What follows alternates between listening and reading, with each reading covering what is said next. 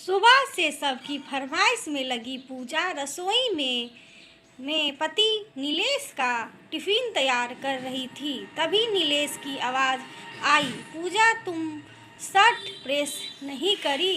पूजा ने काम करते हुए अपनी ननद को आवाज़ लगाई, प्रिया जरा अपने भाई की शर्ट प्रेस कर दो।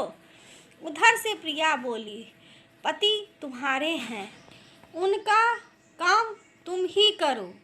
पूजा ने अपनी सास से कहा, माँ जी आप जरा टिफिन लगा दो, मैं जब तक शर्ट प्रेस कर दूँ।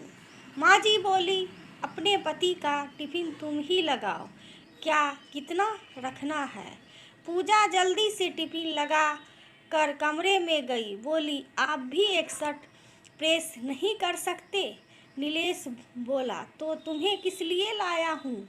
उस समय पूजा को वैसे ही गुस्सा आ रहा था, पर सुबह सुबह दिमाग खराब करना नहीं चाहती थी। पूजा जब से शादी होकर आई तब से नीलेश और घर की जिम्मेदारी उसी की थी। घर की तो भी थोड़ी बहुत सास ननद ले लेती, लेकिन नीलेश की तो जरा भी नहीं लेती, बल्कि तुम्हारा पति है यह सुनने को मिलता। पूजा परेशान हो गई थी। जब से हक की बात आती तो सब आज भी पूरा रखती। उस दिन पूजा और नीलेश ने पिक्चर देखने का प्रोग्राम बनाया तो प्रिया बोली, भाई मैं भी चलूँगी। ने इशारा भी किया नीलेश को, जिसे प्रिया ने देख लिया। बोली, भाभी आप भूल रही हो, शादी के बाद भी वे मेरे भाई ही रहेंगे और उन पर मेरा हक हमेशा रहेगा। पूजा बोली, ऐसी बात नहीं है, वे तो पिक्चर थोड़ी रोमांटिक है, तो आप साथ रहोगी तो थोड़ा सा अनकंफर्टेबल लगेगा, बाकी आप चल सकती हो। इसके बाद भी प्रिया तैयार हो गई। पूजा ने एक दो बार नीलेश को बोला भी, फैमिली टाइम और पर्सनल टाइम में कुछ अंतर तो होता है, मैं यह नहीं उनको साथ नहीं ले जाओ, पर कुछ समय अपना भी होना चाहिए। तुम कुछ बोलते नहीं हो। नीलेश बोला, क्या बोलो, उन्हें लगेगा कि शादी होते ही बदल गया। पूजा चुप रह गई। कुछ दिन बाद पूजा के मायके में एक प्रोग्राम था।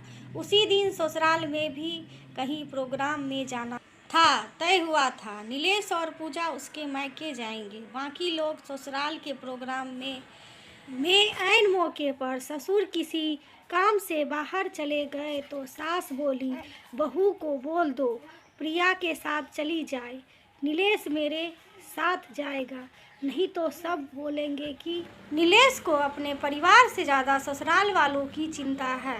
पूजा बोली, लेकिन मेरे मायके में भी सब सोचेंगे दामाद जी क्यों नहीं आए। सास बोली, तुम भूल रही हो, पहले हमारा हक है, तुम कोई बहाना मार देना।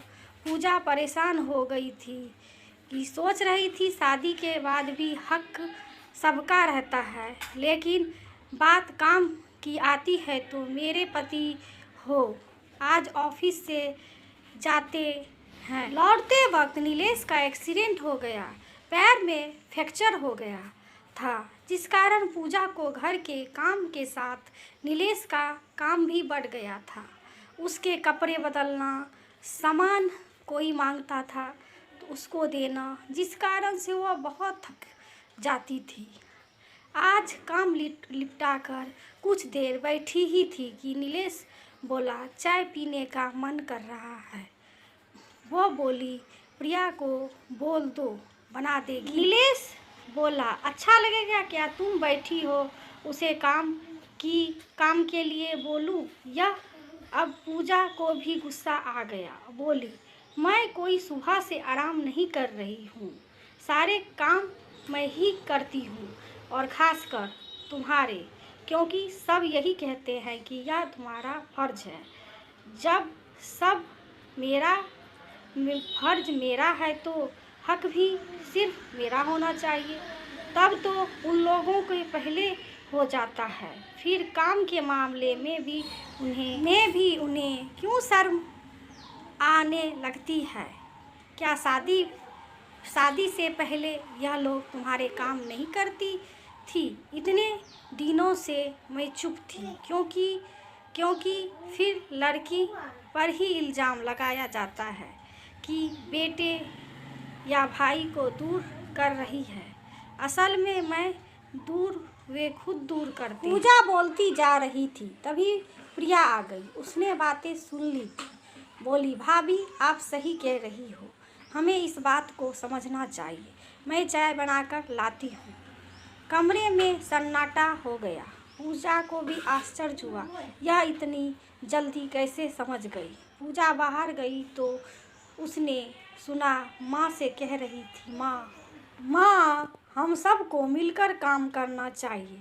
भाई का भी कहीं ऐसा ना हो कि भाई का फर्ज ही नहीं, हक भी भाभी का रह जाए। पूजा मुस्कुराते हुए वापस आ गई। वे तो ऐसा नहीं चाहती थी, पर उसे समझ आ गया कि ससुराल से अलग होने में हर बार गलती लड़की की नहीं होती,